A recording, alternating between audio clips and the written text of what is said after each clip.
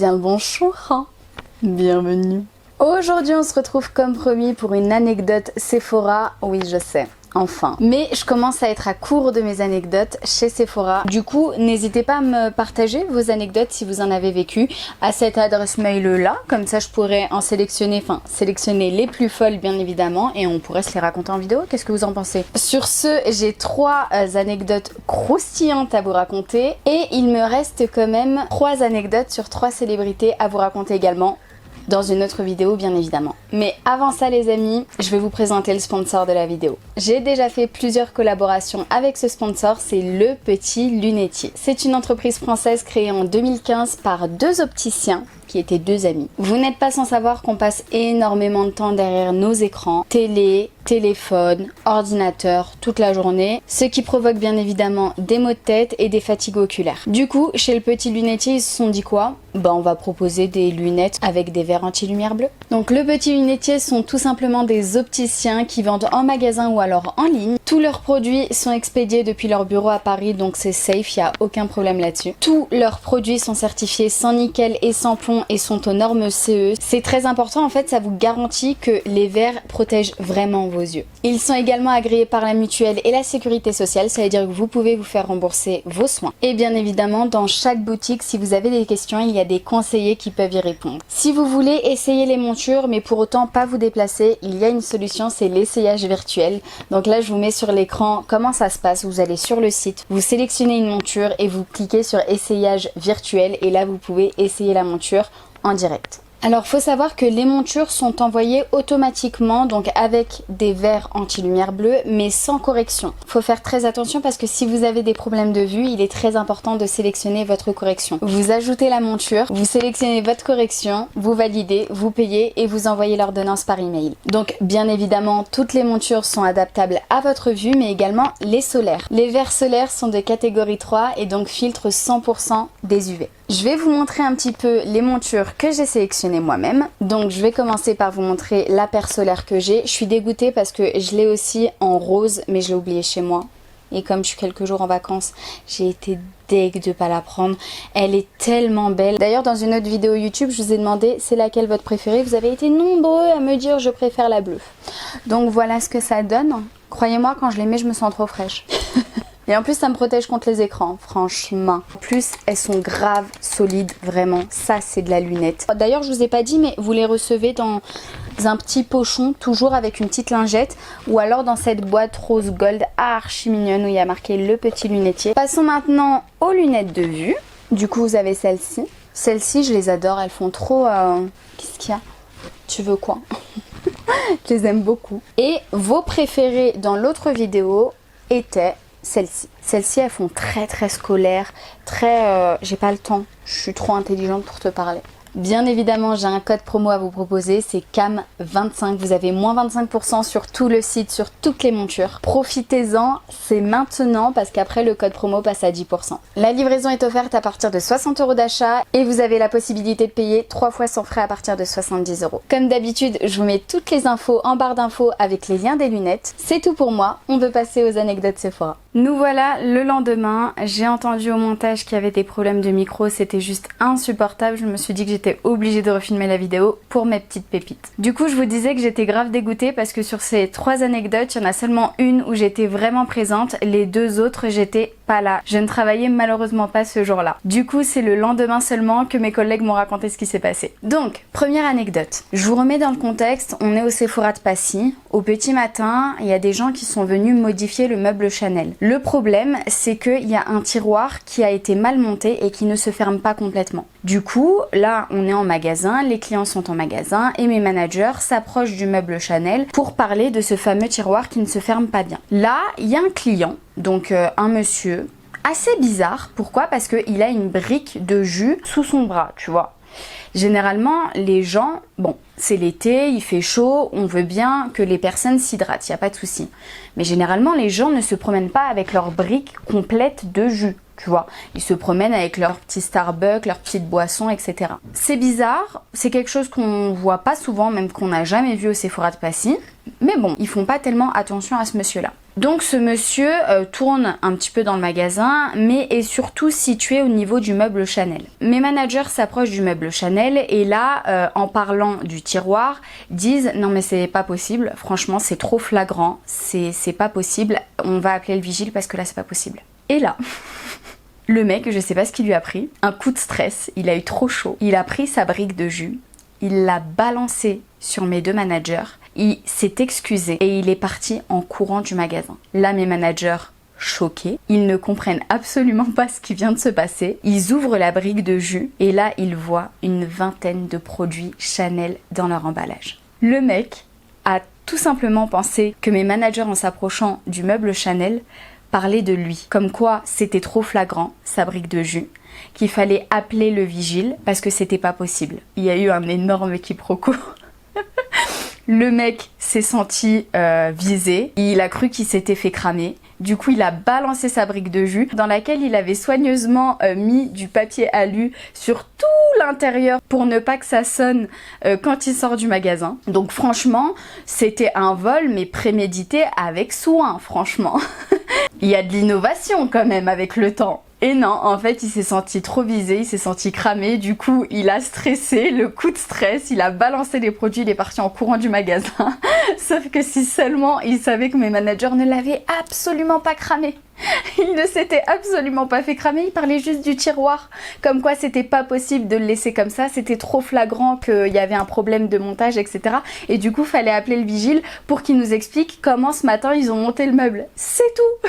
J'ai trouvé ce quiproquo, mais hyper marrant parce que la coïncidence, elle est incroyable quand même. Passons maintenant à la deuxième anecdote. Je vous remets comme d'habitude dans le contexte. Je suis cette fois-ci au Sephora du Palais des Congrès. J'arrive en magasin et là, ma directrice vient me voir et me dit « T'as raté une pépite hier ». Elle me dit « C'est pas, je fais le tour du magasin pour savoir si tout se passe bien ». Et là, je vois devant le meuble Urban Decay une grosse merde par terre. Je suis là, je dis non mais ils sont sérieux les gens, mais ils sont dégueux franchement. Certes, tu rentres avec ton chien au magasin, il n'y a aucun problème. Mais enfin, je sais pas, prévois un petit sac plastique, ramasse la merde quand même. Enfin, c'est pas à nous de faire ça. Elle me dit non meuf, tu sais pas tout. Elle me dit, je suis partie voir les caméras de surveillance pour savoir c'était quelle cliente, quel chien, etc. Par curiosité en fait. C'est pas, je vois que la meuf elle a pas de chien. Elle a juste baissé son froc. Elle a chié sa merde devant Urban Decay, elle a remis son pantalon et elle s'est cassée du magasin. Là, j'étais abasourdie. En plus, je venais de commencer chez Sephora. J'avais pas encore vu toutes ces vidéos sur internet de personnes qui font caca dans les magasins au calme. Quand elle m'a dit ça, je l'ai pas cru. Elle m'a dit, tu veux que je te montre les vidéos de surveillance? J'ai dit, non, n'allons pas jusque là. Il faut pas pousser mémé quand même. Du coup, j'étais grave choquée. Après, maintenant, un petit peu moins parce que j'ai vu tellement de vidéos de personnes qui chient dans les magasins au calme et qui après s'en vont comme si de rien n'était, que maintenant, tu me l'aurais dit, bon, je t'aurais dit c'est chaud mais j'ai déjà vu, tu vois. Là vraiment ça m'a choquée parce que j'en avais jamais entendu parler de ces choses là et je sais pas si la dame avait une maladie ou quoi, mais en tout cas c'est choquant pour les personnes qui après ramassent du coup la merde de la personne. Et du coup j'ai demandé à ma directrice qui est-ce qui a nettoyé et elle m'a dit écoute les autres m'ont dit qu'ils n'étaient pas assez payés pour faire ce travail là, du coup j'étais la seule qui voulait ramasser ça, donc elle l'a ramassé. Si la personne par hasard regarde cette vidéo, juste une question mais sans jugement, sans rien, pourquoi?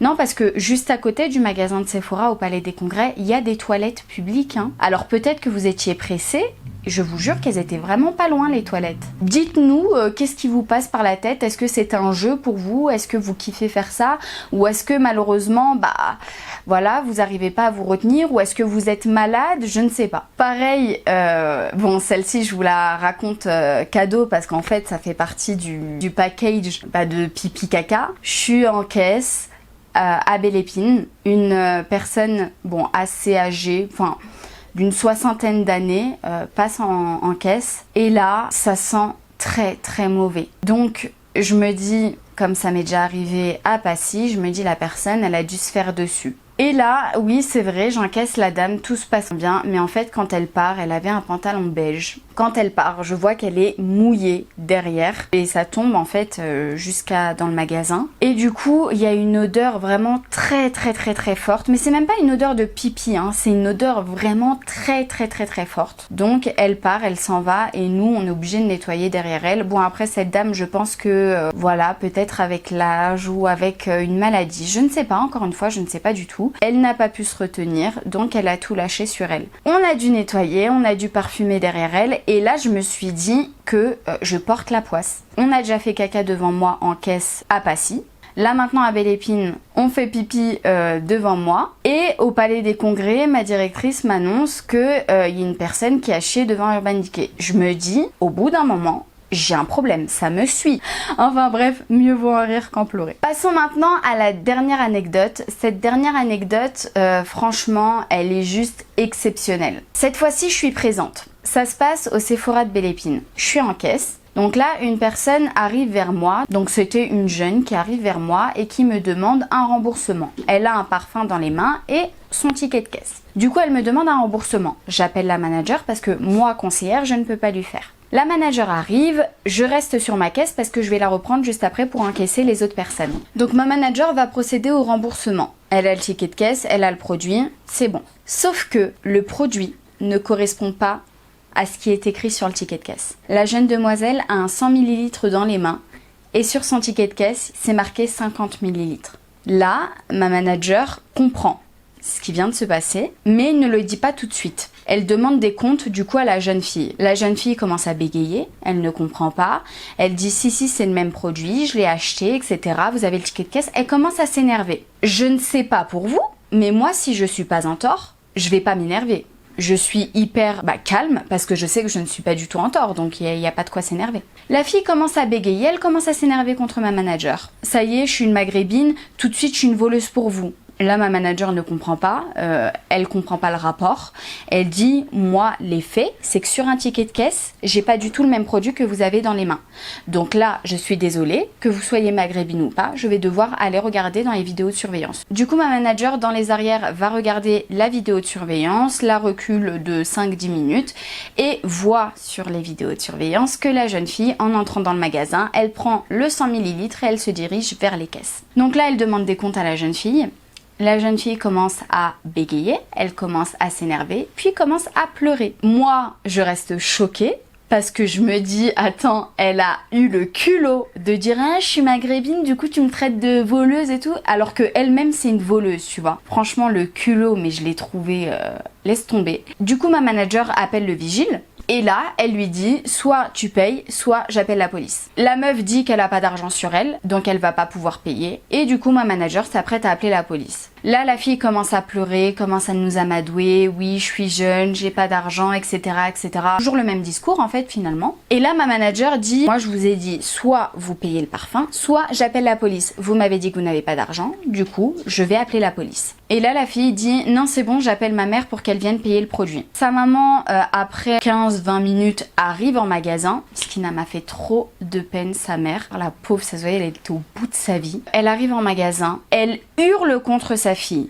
Encore une fois, tu me fais la honte devant les gens, j'en peux plus de toi, franchement c'est plus possible, encore tu voles, tu crois que ça me fait plaisir moi d'avoir la honte comme ça devant les gens et tout. Là, ma manager, elle dit, écoutez madame, vous réglerez ça chez vous s'il vous plaît, là vous êtes dans un magasin, on n'a pas besoin d'avoir des règlements de compte, déjà depuis tout à l'heure, les clients ne font que regarder vers nous par rapport à ce qui est en train de se passer, du coup s'il vous plaît, je vais vous demander de régler le parfum et que vous partiez du magasin. Là, la dame, au bout de sa vie, paye le parfum, donc elle le paye, il me semble, 125 €, quelque chose comme ça, bien évidemment sans réduction, et on lui donne pas de ticket de caisse. Ça se passe comme ça pour un vol. Et du coup, pourquoi je vous raconte cette anecdote-là? Parce que sur TikTok, il y a une vidéo qui a buzzé, comme quoi une meuf qui dit « Ouais, technique pour voler très facilement chez Sephora. Tu rentres en magasin, tu prends tous les produits que tu veux, T'arrives en caisse, tu demandes un remboursement. La manager qui va te faire le remboursement va te demander ton ticket de caisse. Et là, tu vas lui dire, bah j'ai pas mon ticket de caisse et je n'en ai pas, j'ai pas de carte de fidélité, j'ai rien. Du coup, la manager va te dire,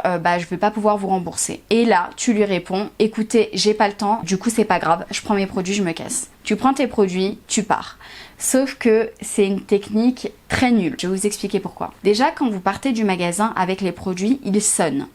Donc là, quand vous allez sonner, le vigile va venir vers vous et va vous demander votre justificatif d'achat. Comme quoi ces produits, vous ne venez pas de les voler. Sans ticket de caisse, le vigile n'a pas le droit de vous laisser repartir avec les produits. C'est pour cela qu'il y a une règle dans chaque magasin. Quand vous entrez avec un produit donc pas utilisé bien évidemment et dans sa boîte d'origine, parce que si vous avez un rouge à lèvres Sephora depuis 20 ans et qu'il reste que ça, on comprend que ça n'est pas un produit que vous venez de voler bien évidemment. Donc si vous avez un produit dans son packaging qui n'a pas été utilisé et que vous rentrez dans le magasin dans lequel vous pouvez l'acheter, vous êtes obligé de le montrer au vigile avant d'entrer dans le magasin avec ce produit. Ce qui paraît totalement logique parce que sinon, comment on sait que le produit vous l'avez acheté ou vous l'avez volé? Du coup, cette technique ne fonctionne pas. Non seulement parce que quand vous allez sortir, vous allez sonner, mais aussi parce que le vigile va, quoi qu'il arrive, vous demander un ticket de caisse pour prouver l'achat de votre produit. Sur ce, voilà, je vous ai raconté mes dernières anecdotes Sephora. Certes, j'y suis restée 6 ans, mais j'ai pas non plus vécu tous les jours des trucs incroyables. Si vous aussi, vous avez vécu des anecdotes en magasin, mais que ça soit chez Sephora ou dans n'importe quel magasin, n'hésitez pas à me les écrire, mais s'il vous plaît, à cette adresse mail là, je sélectionnerai les plus folles, les plus what the fuck, et je vous en ferai une vidéo YouTube. N'hésitez pas à me dire en commentaire quelle anecdote vous a plu le plus, à vous abonner aussi si ce n'est pas déjà fait, franchement ça fait tellement plaisir. Je vous laisse mes réseaux sociaux par-ci par-là au cas où je vous manque entre 2 petites vidéos YouTube. J'y suis active tous les jours donc vous pouvez y aller. Si t'es resté jusqu'à la fin de cette vidéo, mets-moi en commentaire le mot télé. Et moi je te dis à mercredi pour une prochaine vidéo YouTube. Je t'embrasse très très fort. Prends soin de toi surtout. Ciao.